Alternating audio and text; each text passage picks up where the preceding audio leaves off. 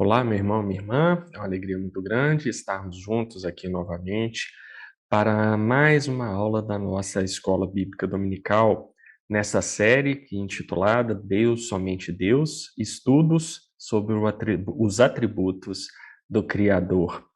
E hoje nós falaremos sobre a santidade de Deus. Vamos orar? Abaixe sua cabeça, feche seus olhos e falemos com o nosso Deus. Senhor Deus, te agradecemos porque, pela tua misericórdia, estamos aqui novamente, ainda que não da forma ideal, mas com o auxílio da tecnologia, essa mediação da tecnologia, podemos estudar a tua palavra. Sabemos, Senhor, que a tua palavra nos ordena nos reunirmos como igreja juntos, compartilhando, chorando juntos, nos alegrando juntos, nos abraçando presencialmente, Senhor. Mas mesmo assim, sabendo que a tecnologia não é o ideal, te louvamos porque ela permite que a tua palavra seja estudada. Mas te pedimos, Senhor, que em breve tudo possa voltar a ser como era, que todos nós possamos estar juntos presencialmente como igreja, Senhor, não apenas na escola bíblica dominical, mas te prestando o culto público dominical de adoração, Senhor, porque este é o seu desejo, é isto que te agrada. E como crentes devemos ansiar, Senhor, pela volta dessas atividades. Te pedimos que as coisas que sejam tratadas aqui toquem os nossos corações e nos abram, Senhor, mais entendimento daquilo que o Senhor é, Senhor, de quem o Senhor é, das tuas maravilhas, das tuas perfeições. É isso que te pedimos, em nome de Jesus. Amém. Bom, a santidade de Deus é como a soberania sobre a qual nós falamos na semana passada. Se você perguntar a qualquer crente se ele acredita que Deus é santo, ele vai indiscutivelmente dizer que sim. Deus é santo. E mais do que isso, Deus é santo, santo, santo. Então, assim como ocorre lá na soberania, o atributo da santidade de Deus é muito aceito no meio evangélico. Não há controvérsia sobre essa questão, se Deus é santo ou não. Mas assim também como ocorre lá com a soberania de Deus, nós precisamos ter a correta compreensão do que a Escritura quer dizer por santidade de Deus. E aqui nós vamos num caminho diferente. Nós vamos tentar entender o que efetivamente significa a santidade de Deus, que é o quarto atributo que nós estamos estudando. E quando eu falo de santidade de Deus, uma das memórias mais vívidas que eu tenho são dos cultos dominicais, ali na primeira Igreja Batista de Belo Horizonte, onde eu praticamente fui criado lá. E eu me lembro da, do coro ali no culto dominical, era o pastor Murilo Cassetti, o pastor da igreja, e uma das coisas que mais me impressionavam era quando o coro, junto com a congregação, entoavam o hino 9 do cantor cristão, que para mim é um dos hinos mais belos que nós temos no meio evangélico. Santo, santo, santo. E esse hino, logo na sua primeira estrofe, declara: Santo, Santo, Santo, Deus onipotente. Cedo de manhã cantaremos teu louvor. Santo, Santo, Santo, Deus Jeová triuno. És um só Deus, excelso Criador. É um hino belíssimo, é um hino belíssimo. As igrejas deveriam cantá-lo mais. As igrejas, infelizmente, têm optado por cânticos que muitas vezes têm uma melodia, uma harmonia pobres e uma letra mais pobre ainda, deixando de lado hinos com profundas verdades teológicas, como o caso do hino 9, Santo, Santo, Santo. Mas aquela cena da igreja inteira cantando junto com o coro, entoando isso, Santo, Santo, Santo, Deus Onipotente, isso sempre me marcou muito. E hoje eu vejo que isso é uma uma antessala do que nós teremos na eternidade. Ali a igreja de Cristo reunida, entoando louvores a um Deus santo. Então aquela visão que até hoje, passadas tantas décadas, eu tenho desses cultos matinais da primeira igreja, com coro e congregação cantando esse hino, hoje eu percebo que aquilo ali era algo que Deus graciosamente permitiu que eu vivesse para que eu tivesse uma ideia dessa antessala da eternidade. Na eternidade vai ser muito mais do que isso, mas aqui nesse mundo imanente, é, a igreja junta, cantando um hino com uma profunda verdade teológica como esse hino, é realmente maravilhoso, é um vislumbre do que nós teremos com o nosso Deus. Mas esse hino declara que Deus é santo, e não apenas santo, ele é santo, santo, santo. O título do hino pega uma estrutura que é típica do hebraico bíblico, que é a da ênfase. No hebraico, quando você repete uma determinada coisa 3 vezes, você está enfatizando o caráter superlativo daquela coisa. Então, na Bíblia, Deus não é apenas santo, mas ele é santo, santo, santo. Ou seja, ele é o Santíssimo. Ele é o ser mais santo que existe. Não há nenhum outro ser mais santo do que Deus. Essa é a ideia da repetição do termo santo 3 vezes. Deus é superlativo na sua santidade. Absolutamente nada no universo chega perto da santidade de Deus. E líderes humanos que se declaram, gostam de ser chamados, o pronome correto de tratamento deles, inclusive, é esse, né? Sua santidade, são tentativas patéticas de refletir a santidade de um Deus que é perfeito em todos os seus atributos, inclusive o atributo da santidade.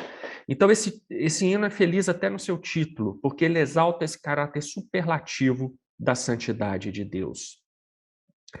E é interessante notarmos que na Escritura Sagrada, a santidade é o único atributo que ela registra como sendo proclamado dia e noite na sala do trono de Deus. Repare que toda vez que a Escritura dá esse vislumbre da sala do trono de Deus, nós temos isso em Isaías, daqui a pouco nós veremos, temos também em Ezequiel. Os anjos estão ali proclamando a santidade de Deus. Eles dizem santo, santo, santo. Eles não dizem bom, bom, bom. Eles não dizem onipotente, onipotente, onipotente. Eles não dizem soberano, soberano, soberano. E apesar de Deus ter todos esses atributos, mas os anjos declaram que Deus é santo, santo, santo. E isso nos dá, meus irmãos, uma ideia muito clara da importância da santidade de Deus para o próprio Deus. Deus é um Deus que preza pela sua santidade. E a santidade de Deus é algo especial no caráter, no seu caráter, na sua essência. Não que os outros atributos sejam menores, eles não são. Nós já vimos aqui nas lições de EBD, Deus não pode ser compartimentado, ele tem todos os atributos perfeitos, plenos no seu ser. E não é possível dividirmos e separarmos e dissermos que agora estamos estudando Deus como santo, mas vamos esquecer os outros atributos. Não há como fazer isso, nós já vimos aqui. O Deus que é autoexistente é um Deus santo, o Deus que é santo é autoexistente, o Deus que é soberano é santo, o Deus que é santo é soberano. Então, não há. A santidade de Deus é uma expressão da sua autoexistência, da sua soberania, da sua espiritualidade e por aí vai. Mas é interessante notarmos que na Escritura os anjos proclamam sempre a santidade de Deus e não seus outros atributos. Então, isso, mais uma vez, nos dá uma ideia da importância que esse atributo tem para o nosso Deus. E o que significa ser santo? Significa duas coisas complementares. Primeiro, Deus está separado de sua criação, colocando-se acima dela. A palavra santo quer dizer separado, quer dizer distinto de. E é exatamente isso que se encaixa na descrição de Deus. Deus é distinto da sua criação. Deus está separado da sua criação. Deus está acima da sua criação. Ele não se mistura com ela. O panteísmo é uma heresia exatamente nesse ponto, porque o panteísmo defende que Deus está na criação. Uma árvore contém Deus, uma vaca contém Deus. Então, o panteísmo é uma heresia exatamente por não admitir essa separação de Deus e de sua criação. E aí entra o segundo ponto. Quando nós dizemos que Deus é santo e, portanto, ele é separado da criação, nós dizemos que ele é um ser transcendente, que é completo em suas perfeições morais. Isso torna Deus distinto, isso torna Deus diferente de tudo que existe, isso torna Deus praticamente um alienígena para nós, porque ele é um ser que não há nada como ele na criação, nada como ele que nós possamos dizer, Deus é assim. Não há. Deus é totalmente diferente, ele é um ser transcendente, infinitamente acima da sua criação e totalmente separado da sua criação, embora, como soberano absoluto da sua criação, ele a conduza, ele a governe todo o tempo, como nós vimos na semana passada. Então, essa ideia bíblica da santidade de Deus, um Deus que é separado de nós, é um Deus que não se mistura conosco. E, ao mesmo tempo, é um Deus amoroso que cuida da sua criação, que toma cuidado com a sua criação, que dá a providência à sua criação. Mas vamos avançar um pouquinho e agora ver especificamente o que a Escritura declara sobre a santidade de Deus. Em Efésios 15:11, o apóstolo Paulo escreve que: Ó Senhor, quem é como tu entre os deuses? Quem é como tu, glorificado em santidade, terrível em feitos gloriosos, que opera maravilhas?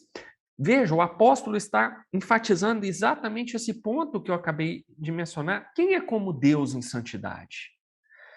Quem é como ele, glorificado em santidade? Quem é? Nós temos líderes humanos, as santidades humanas, mas são figuras patéticas perto da santidade do verdadeiro Deus. Deus, sim, é glorificado em santidade. É o Deus que opera maravilhas, o Deus santo, o Deus que está sentado no seu trono, sendo glorificado por todas as suas criaturas celestiais que dia e noite proclamam a sua santidade. Quem é como Deus? Quem é santo como Deus? Ninguém consegue ser, e é essa verdade que Paulo está nos dizendo neste texto. Mas lá temos também, no Salmo 22, versículo 1, o salmista declarando: Contudo, tu és santo, entronizado entre os louvores de Israel. Deus é santo. Como eu sei disso? A sua palavra assim o declara. Essa palavra, o salmista escreveu isso inspirado pelo Espírito Santo. Isto é a palavra de Deus, é o próprio Deus se revelando a nós como santo, nos dizendo: eu sou separado da minha criação, eu sou diferente da minha criação, eu sou um ser transcendente, a minha criação é imanente. Eu sou santo. Deus está estabelecendo uma verdade maravilhosa para nós, meus irmãos. Ele está dizendo sobre a sua santidade. Somente um Deus santo, separado da sua criação, pode ser um soberano absoluto da sua criação, igual nós estudamos na semana passada. Começa a perceber como os atributos vão se encaixando uns nos outros, e isso é maravilhoso. Isso é extraordinário sobre o nosso Deus. E aí nós temos o texto mais maravilhoso, talvez, que nós temos sobre a visão da santidade de Deus, essa visão dada ao profeta Isaías, lá no capítulo 6, versículos de 1 a 5. No ano da morte do rei Uzias, eu vi o Senhor assentado sobre um sublime trono, e as abas de suas vestes enchiam o templo. Serafins pairavam por cima dele, cada um tinha 6 asas, com 2 cobria o rosto, com 2 cobria seus pés, e com 2 voavam. E clamavam uns para os outros, dizendo: Santo, Santo, Santo é o Senhor dos exércitos. Toda a terra está cheia da sua glória. As bases do limiar se moveram à voz do que clamava, e a casa se encheu de fumaça. Então disse eu: Ai de mim, estou perdido, porque sou homem de lábios impuros. Habito no meio de um povo de impuros lábios, e os meus olhos viram o Rei, o Senhor dos exércitos. É uma descrição impressionante. Nós vemos o Senhor assentado sobre um sublime trono. E quem estava ali em volta do trono proclamando a santidade de Deus? Serafins. Cada um tinha 6 asas. 2 cobriam o rosto, 2 cobriam os pés e 2 voavam. Cobriam o rosto, cobriam os pés. Ou seja, os anjos, mesmo servindo, mesmo sendo serafins, servindo diretamente na sala do trono de Deus, serafins precisavam tampar os seus olhos e cobrir os seus pés, porque eles não tinham dignidade de encarar o Deus Santo assentado no seu trono. Meus irmãos, essa é uma imagem muito poderosa para nós. O Deus Santo não pode ser sequer visto pelos seus próprios anjos, tamanha a sua santidade. E nós ficamos aí fazendo imagens de Deus. Muitas vezes as pessoas no meio evangélico acham que só outras denominações ditas cristãs erram por fazer imagens das coisas que estão no céu, mas não. Inclusive, a Escritura Sagrada nos proíbe de fazer imagens sobre qualquer coisa que está no céu, inclusive imagens sobre Deus. Porque aqui o profeta Isaías mostra que os anjos criados para servirem na sala do trono de Deus não podem encarar a santidade de Deus diretamente. Das suas 6 asas, 2 precisam cobrir os olhos e 2 precisam cobrir os pés, porque eles estão na presença do Deus Santo. E o profeta Isaías mostra a força disso, quando ele se conscientiza da situação de morte espiritual dele, ele está tendo uma visão. E vejam, essa visão, ela é algo muito limitado, que Deus quis que Isaías visse e entendesse o que ele estava vendo. Então, Deus, na verdade, se conteve a sua glória ali para que Isaías pudesse ver e entender como funcionava ali a sala do trono. A sala do trono é muito maior do que está escrito aí. É muito mais gloriosa do que está escrito aí, mas isso é o que Deus sabia que nós seríamos capazes de entender, e era isso que ele queria passar essa mensagem para nós. E mesmo tendo essa visão contida da verdadeira sala do trono, veja o desespero de Isaías, que declara: Ai de mim, estou perdido, porque sou homem de lábios impuros e habito no meio de um povo de impuros lábios, e meus olhos viram o Rei, o Senhor dos exércitos. Isso daqui é o pranto de um pecador que sabe que não consegue sobreviver à visão do Deus Santo. É por isso que a Escritura nos proíbe de fazer qualquer imagem do que há no céu. Nós não podemos fazer isso. Porque qualquer coisa que nós desenharmos é um rebaixamento, é uma humilhação deste Deus perfeitamente santo. Tão santo que basta uma visão contida da sala do trono para um pecador tomar consciência de que ele não é digno de ter aquela visão ainda que contida. Porque a santidade de Deus é algo que nos ofusca, é algo que nos humilha, é algo que nos consome. Porque nós, com esses olhos de pecado, com esse corpo corrompido pelo pecado, nós somos incapazes de olhar para um Deus perfeitamente santo, como é o nosso Deus. Nós não podemos suportar a santidade de Deus em nosso atual estado de pecado. Essas palavras de Isaías são reforçadas por outros textos. Lucas 5:8. Vendo isto, Simão Pedro prostrou-se aos pés de Jesus, dizendo: Senhor, retira-te de mim, porque sou pecador. Aqui o apóstolo Pedro, então, discípulo de Jesus, ele tem, inspirado pelo Espírito Santo, ele cai em si e percebe que aquele Jesus com quem ele convive é o Deus encarnado, é a perfeita imagem de Deus. E na hora em que Pedro toma consciência dessa verdade, olha a reação desesperada dele: Senhor, retira-te de mim, porque sou pecador. Você pode dizer, Pedro é um homem de pouca fé. Não. Pedro era um homem de muita fé, porque neste momento ele teve consciência da sua indignidade perante o Deus Santo, que estava ali encarnado diante dele na figura do Senhor Jesus. Pedro, na verdade, fez aquilo que todos nós deveríamos fazer. Nós deveríamos nos prostrar humilhados por estarmos na presença de um Deus perfeitamente santo.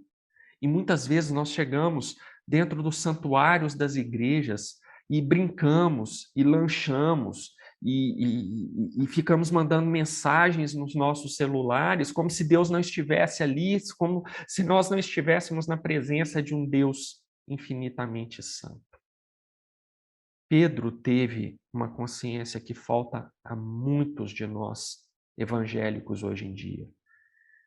Sentirmos que estamos na presença de um Deus Santo e nos prostrarmos. Pedro aqui pediu para Jesus para se retirar dele, porque Pedro com seus olhos não conseguia contemplar a beleza e a santidade do Deus vivo que estava ali na frente dele, na forma do Senhor Jesus. Em Apocalipse, capítulo 1, versículos de 12 a 17, parte A, o apóstolo João vem e diz: Voltei-me para ver quem falava comigo, e voltado vi 7 candeeiros de ouro, e no meio dos candeeiros um semelhante a filho de homem, com as suas vestes talares e cingidos à altura do peito, com uma cinta de ouro.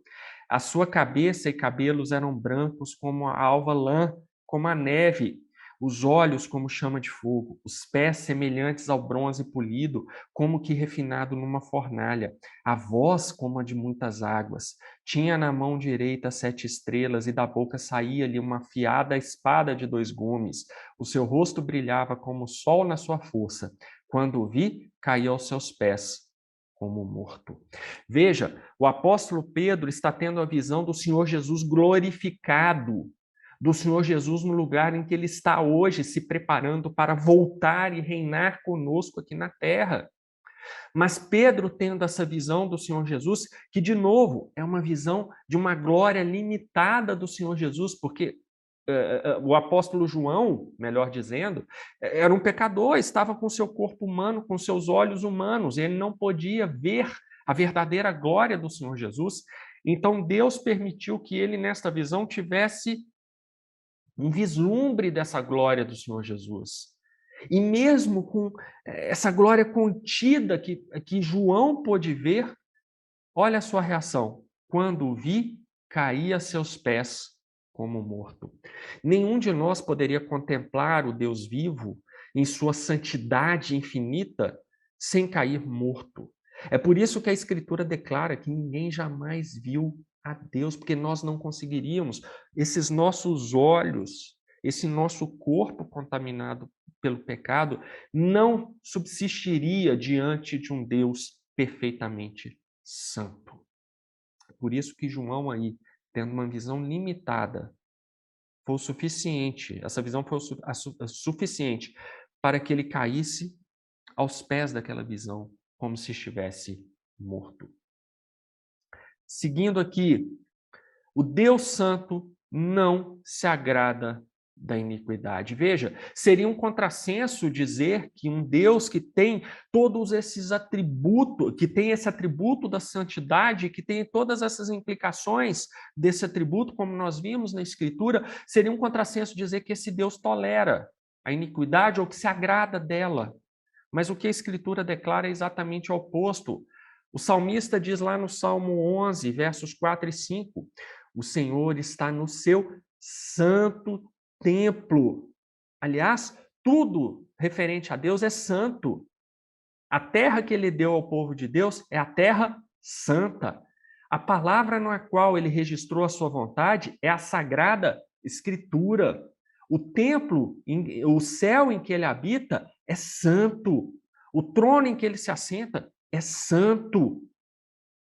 Então, tudo relativo a Deus é santo. E é isso que o salmista está refletindo aqui. O Senhor está no seu santo templo, nos céus, tem o Senhor seu trono, seus olhos estão atentos, as suas pálpebras sondam os filhos dos homens. O Senhor põe à prova ao justo e ao ímpio, mas ao que ama a violência, a sua alma o abomina. Um Deus santo não se compraz com o ímpio, não se compraz com a iniquidade, porque Deus é santo. O salmista também declara agora lá no Salmo 5, versos 4 e 6, pois tu não és Deus que se agrade com a iniquidade, e contigo não subsiste o mal. Os arrogantes não permanecerão à tua vista. Aborreces a todos os que praticam a iniquidade. Tu destróis os que proferem a mentira. O Senhor abomina ao sanguinário e ao fraudulento. Veja, está muito claro na Escritura. O Deus Santo não tolera o mal, não tolera a iniquidade. Isso é algo que revolta a Deus, que provoca um profundo desprazer em Deus. O Deus Santo simplesmente não tolera essas coisas, mas pela sua misericórdia, ele permite que essas coisas aconteçam no mundo hoje, mas um dia, com a volta do Senhor Jesus, tudo isso será eliminado. E aí nós estaremos eternamente com o Deus Santo nos nossos corpos glorificados e purificados de todo pecado. O Deus Santo exige que seus filhos sejam também santos. Levítico 27 declara, portanto, santificai-vos e sede santos, pois eu sou o Senhor, vosso Deus. Repare que o verbo aí, sede santos, está no imperativo. É uma ordem. Não é algo que possa ser negociado com Deus. Deus está ordenando que todos nós sejamos santos. E ele invoca, inclusive, neste versículo, o seu nome. Repare que Senhor está escrito todo em letras maiúsculas, não é? E você já sabe que quando Senhor com letras maiúsculas aparece na Bíblia, é porque no original em hebraico a referência é ao nome sagrado de Deus, aquele pentagrama que nós não sabemos como pronunciar corretamente, mas que é pronunciado como Yahvé ou numa outra versão Jeová, mas que é a ideia do nome de Deus. Então Deus invoca o seu próprio nome para reforçar essa ordem que ele nos dá: sede santos. Você pode falar, ok, mas isso é Levítico, é o Antigo Testamento, é a lei, nós não vivemos mais sobre a lei, mas pela graça. Uma péssima exegese bíblica, aliás, esse raciocínio é péssimo, péssimo. Eu acho triste que ele seja tão comum nas nossas igrejas, porque ele reflete um profundo erro teológico. Não é isso, não é de forma alguma. Mas se você pensa assim, eu trouxe para você 1 Pedro 1,16. Porque escrito está: sede santos, porque eu sou santo. O Deus que é infinitamente santo, que é perfeitamente santo, que é verdadeiramente santo, ele exige, ele ordena que os seus filhos também sejam santos, porque ele é santo. O Deus soberano, o Deus autoexistente, o Deus que é espírito pessoal, o Deus que é santo, ele exige que seus filhos sejam santos, como ele também é. E nesse ponto, talvez você pense, mas eu sou um pecador. E você está correto. Isaías sentiu isso quando teve a visão da sala do trono. Pedro sentiu isso quando se conscientizou que o Senhor Jesus era Deus encarnado. O apóstolo João sentiu isso quando teve a visão do Senhor Jesus glorificado e caiu no chão como morto. Teve um desmaio ali, porque não conseguiu contemplar a visão do Senhor Jesus glorificado. Então nós somos pecadores, somos. Nós ainda, infelizmente, mesmo salvos pelos méritos do Senhor Jesus, nós temos um corpo corruptível, nós temos olhos corruptíveis, nós temos uma boca corruptível. Como declara o apóstolo Paulo, o pecado ele ainda exerce alguma influência sobre nós, tanto é que o bem que nós queremos fazer, nós não fazemos, mas o mal que nós não queremos fazer, este nós fazemos. Isso são os efeitos do pecado, os efeitos noéticos do pecado sobre nós, perverteu a nossa maneira de pensar. Isso é verdade. E como nós podemos ser santos, ainda que pecadores? Essa é uma questão muito boa. E, felizmente, você pode encontrar respostas em 2 livros que eu gostaria de recomendar para você, 2 livros muito bons. O primeiro é esse livro do pastor Richard Sibbes, um pastor do século XVI para o XVII, e esse livro Caniço Ferido, ele trata exatamente disso, como nós podemos ser santos apesar de pecadores. É um livro muito pastoral, é um livro que vai dar muita tranquilidade ao seu coração, pode ter certeza. É um livro que todo crente deveria ler, porque pastor Sibbes, ele vai trabalhando as ovelhas por meio das suas palavras muito bem escritas e vai mostrando, olha, Deus sabe que nós somos pecadores, Deus sabe que nós não vamos conseguir, nesta vida aqui imanente, nos livrarmos dos efeitos noéticos do pecado sobre nós. Mas, apesar disso, Deus nos dá o seu Espírito Santo para manter aquele pavio fumegante que nós somos, porque nós não somos luz completa, porque o pecado ainda nos limita. E Deus manda o Espírito Santo para manter aquele pavio sempre fumegando e tendo aqueles lampejos iluminados ali. Ele jamais apaga o pavio fumegante. E o Senhor Jesus jamais quebra o caniço ferido. Nós somos caniços feridos por causa do pecado, mas o Senhor Jesus jamais nos quebra. Pelo contrário, ele nos trata. Ele faz com que, ainda que sendo caniços feridos e velas fumegantes, ele nos trabalha de uma maneira maravilhosa e vai nos direcionando rumo à santificação. Jamais seremos santos como Deus vivo, jamais. Mas pelos méritos do Senhor Jesus, nós que somos crentes, temos o seu cuidado conosco, juntamente com o Espírito Santo, nos levando num caminho de permanente santificação. O outro livro que eu recomendo a você é esse livro maravilhoso do pastor R.C. Sproul, A Santidade de Deus. Se você não leu esse livro, leia. Ele é fantástico. Os 2 que eu estou mostrando aí são fantásticos. Mas A Santidade de Deus, pastor Sproul, vai mostrando tudo isso que eu falei aqui e aquelas implicações que cada um desses elementos tem para nossas vidas como crentes. 2 livros magníficos que eu recomendo para você. Bom, na próxima semana, nós continuaremos nosso estudo e agora com a onipresença e a onisciência de Deus. Vamos orar para encerrarmos essa lição de EBD? Senhor Deus, te agradecemos porque pudemos, nestes minutos, estudarmos a Tua Palavra. Te louvamos, Senhor, porque Tu és um Deus santo, e não apenas santo, mas santo, santo, santo. Te louvamos porque Tu és um Deus soberano, um Deus autoexistente, um Deus que é espírito pessoal, um Deus que é onipresente e onisciente, como estudaremos na semana que vem. E te louvamos, Senhor, porque pela Tua misericórdia nós te servimos, mas te servimos ainda neste estado, Senhor, de humilhação que estamos, ainda contaminados pelo nosso pecado.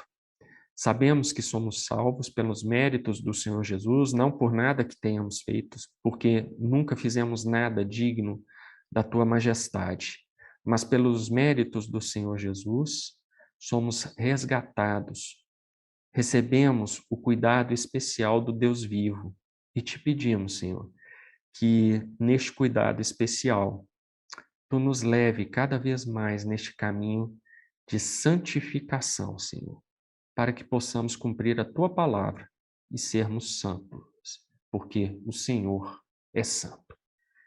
É isso que te pedimos, Senhor, humilhados, ajoelhados perante do teu trono de glória, em nome de Jesus. Amém.